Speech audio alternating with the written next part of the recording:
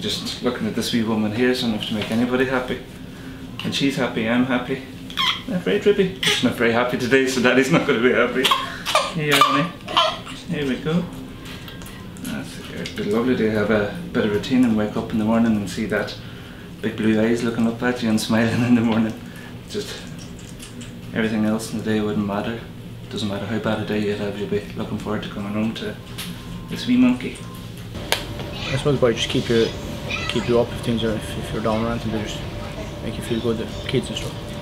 I've just seen him improving and growing and stuff, and just he's always in kind of good form, even though he's here 3 days a week and he's quite sick, but he's always in good shape. It's always good to give you a laugh. He's my hero. And why is he your hero? Because he gave me my first transplant, so, when I was 3. So. People always tell you it's life-changing. Having children is, you know, it's fantastic. And what do you think is the best thing about being a dad?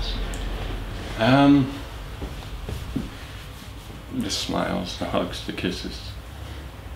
Seeing your children laugh and play, and means everything to me.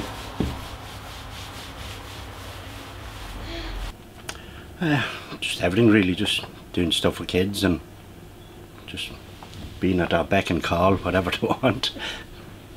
We don't get a lot in between doctors coming round and poking at them and pulling and poking, so it's mainly just looking after them in here is the main thing, and then when we get back out we aim to do more good stuff. And myself and Joanne both lost our dads recently enough in the last couple of years, and it emphasises how important just it all is, and you know how important the kids are, and being happy and them being happy, you know. And do you think your dad is the best in the world? Nobody's better. No. Great. Except for my mom.